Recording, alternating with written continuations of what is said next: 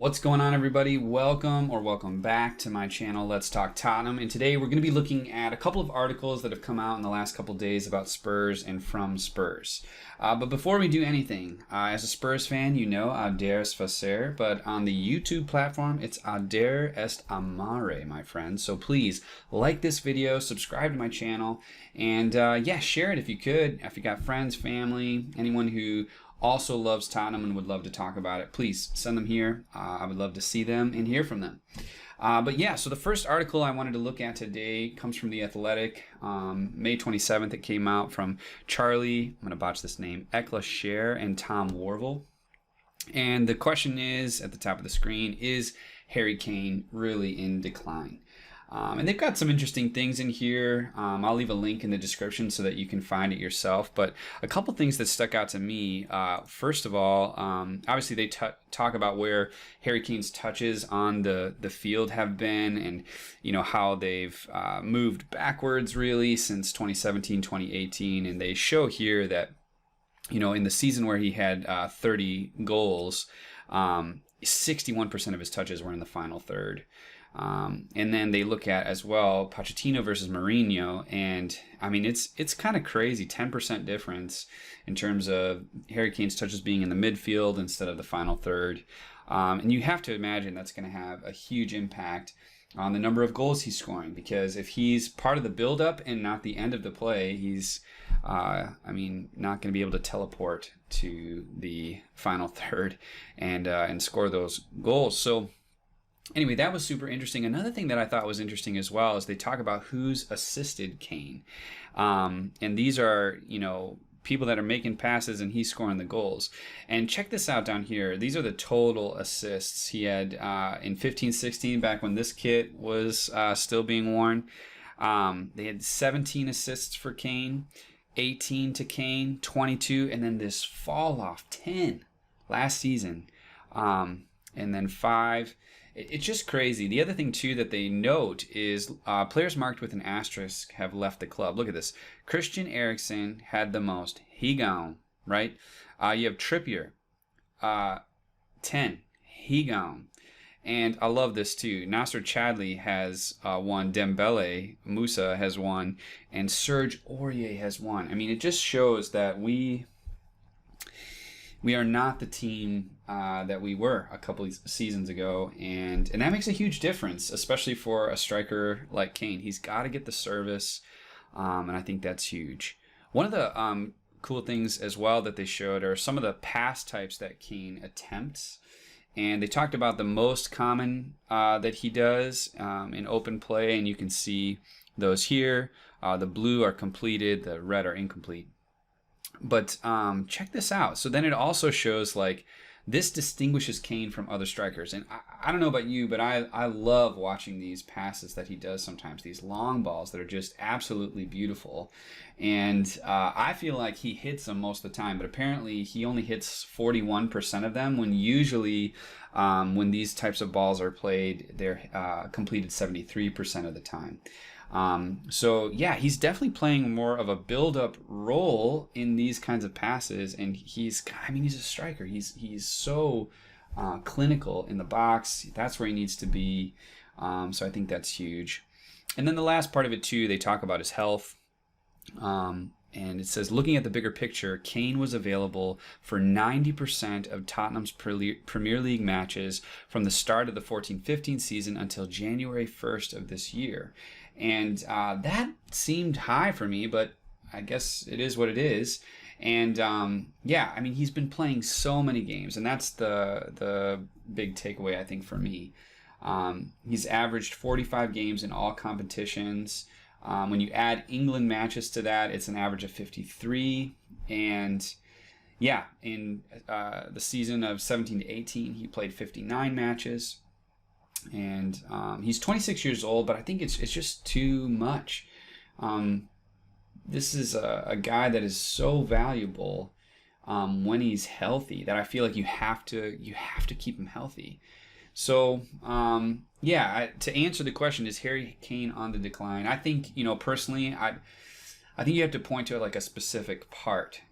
You can't just say like him as a whole, because he's playing in a different position in some ways. He's part of the build-up instead of the finishing sometimes. And if anything, the only thing that I would say needs to be declining for Harry Kane is probably the number of games that he plays throughout the year. So anyway, those are my thoughts. I'd love to hear your thoughts in the comment section below. Is Harry Kane on the decline? Are these guys crazy? What are your thoughts? And then yesterday we got this story from Football.London. Jose Mourhino granted Tottenham wish that could prove pivotal in the Champions League race. This was written by Rob Guest.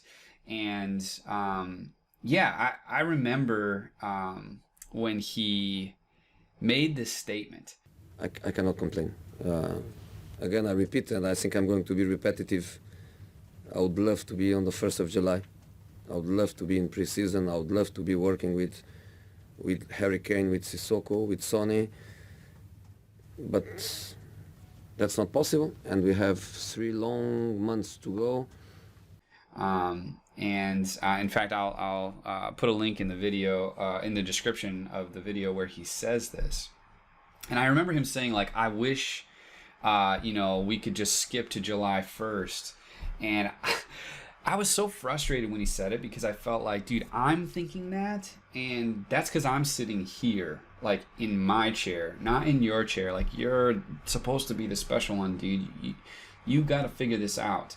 I know it's hard, but, like, dude, that's what you're getting paid for. This isn't Football Manager where we're just going to sim to July 1st and start over again.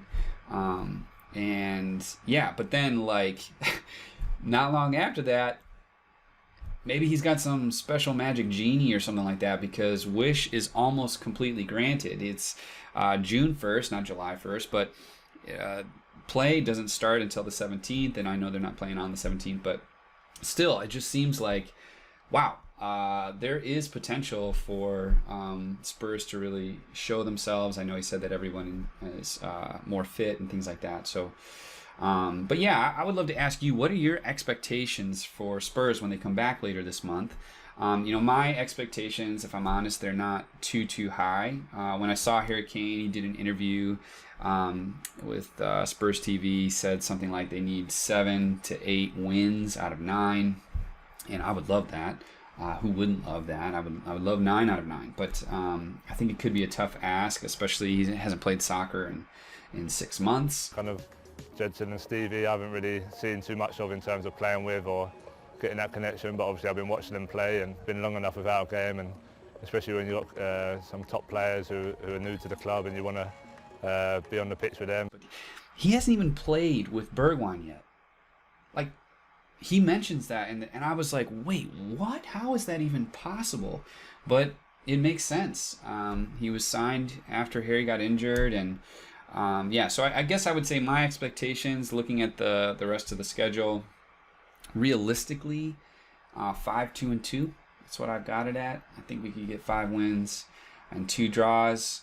But to be honest, I would say those are realistic, and I wouldn't be too unhappy with it, but it's only because, like, this season has been so unhappy, right? Like, it just feels like, yeah, I'd be good with that. Could go from there. It could be worse, certainly, but this season has just been insane. So, yeah, my expectations aren't insane, because everything else has been.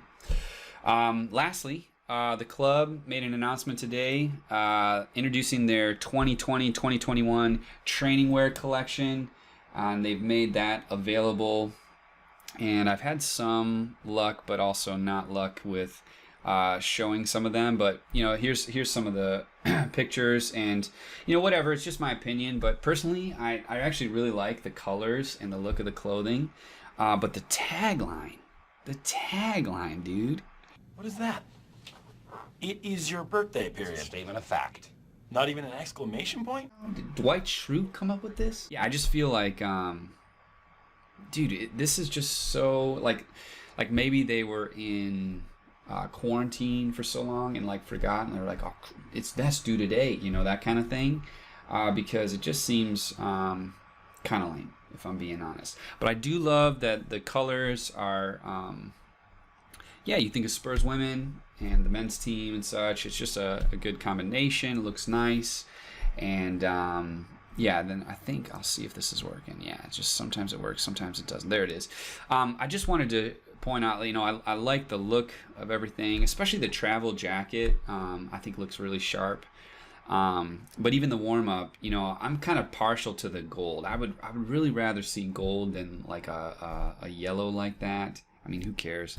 But just sharing with you what I think. What do you think? I would love to know your thoughts as well. So yeah, I'd love to hear from you. Is Harry Kane on the decline? What are your expectations for Spurs when they return later this month? And yeah, what do you think about the training wear? Is it good? Is it bad? Is it meh? Let me know in the comments below. And also, I would love to hear if there's any stories that you'd like me to cover. I'd be happy to take a look at those and share my thoughts. And as ever, it was great talking with you.